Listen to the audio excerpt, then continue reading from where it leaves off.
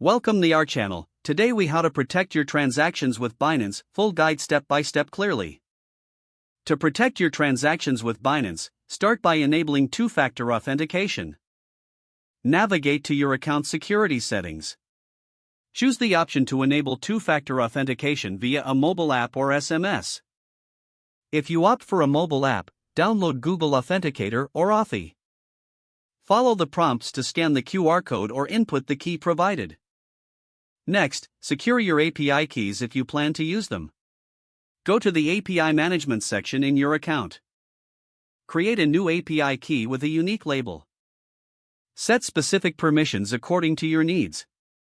Avoid granting full withdrawal permissions unless absolutely necessary. Use a strong, unique password for your Binance account. Combine uppercase letters, lowercase letters, numbers, and special characters. Regularly update your password to maintain security. Consider using a password manager to store your credentials safely. Be cautious of phishing attempts through emails or links.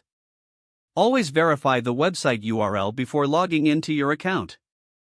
Enable withdrawal whitelist on your account settings. This feature allows you to specify addresses where withdrawals can be sent. Verify these addresses before enabling the whitelist. Educate yourself about potential scams and how to identify them. Ensure that you're using a secure internet connection when accessing Binance. Avoid public Wi-Fi for transactions, as this can compromise security. Review your account activity regularly for any unauthorized transactions. Be cautious when sharing personal information, even with support staff. Utilize the Binance security features, such as the lock feature for your assets. Consider diversifying your assets and not keeping everything on the exchange. Use a hardware wallet for added security when storing large amounts.